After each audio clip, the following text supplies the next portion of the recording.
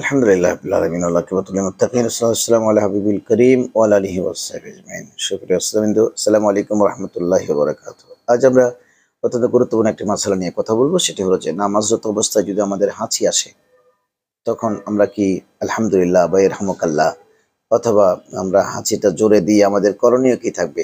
হাঁচির জন্য আল্লাহ শুকর আদায় করা বা যিনি হাঁচির জবাব শুনেছেন উনি আমাদের জন্য দোয়া করা, এসব কিছু হাদিসে পাকে আছে। কিন্তু নামাজরত অবস্থায় হাঁচি দিলে এটা আমি করতে পারবো কিনা? না।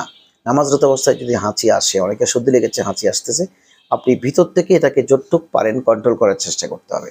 ভিতর থেকে, অর্থাৎ মুখ বেশি হা না করে যতক্ষণ সম্ভব মুখ চেপে রেখে আমি ভিতর থেকে আমার হাঁচি আসাটাকে আমি কন্ট্রোল করব। যদি আমি কন্ট্রোল করতে না পারি তাহলে আমার বাইরে হাঁচি এসে গেলে, হাঁচি আসবার পরে আপনি নামাজের ভিতরে আলহামদুলিল্লাহ, ইরহামুকাল্লাহ কোনো শব্দ বলা যাবে না।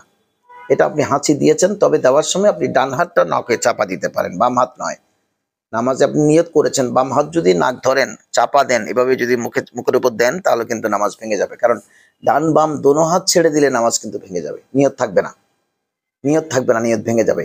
সুতরাং আপনি নামাজের বাইরে আমরা বাম হাত দিয়ে এটাকে চেপে রাখার চেষ্টা করি, কিন্তু নামাজের ভিতরে আপনি ডান হাত দিয়ে চেপে রাখার চেষ্টা করবেন, তাও একবার, একাধিকবার নয়। আপনার কাছে 10টি হাঁচি এসেছে, 10টি হাঁচি আপনি হাত করে হাসি মারতেছেন আর মুখ দিয়ে আপনি আপনার হাত দিয়ে মুখ চেপে ধরতেছেন, তাহলে আপনার তো আমলে কসির হয়ে যাচ্ছে। নামাজের বাইরে যে কাজগুলো করেন ভিতরে সে কাজগুলো নিয়ে এসেছেন, তাহলে কিন্তু আমলে কসির করলে কিন্তু আপনার নামাজ ভেঙে যাবে। এই জন্য আপনি কন্ট্রোল করার চেষ্টা করবেন।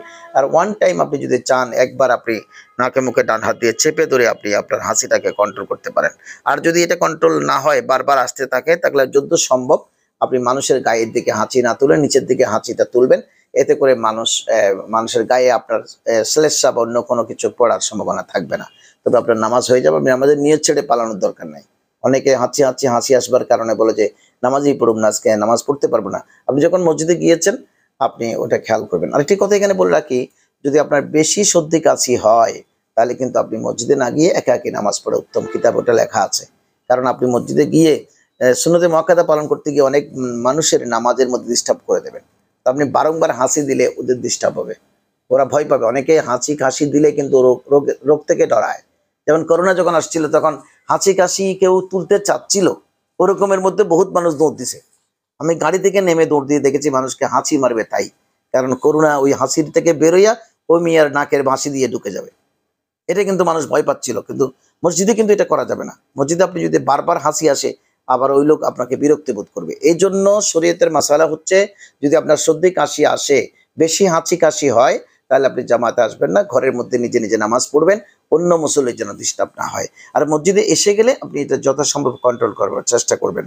আমলে কসির হয় এরকম কোনো কাজ করা যাবে না, তাহলে নামাজ ভেঙে যাবে। ধন্যবাদ সকলকে আমাদের সঙ্গে থাকবার জন্য।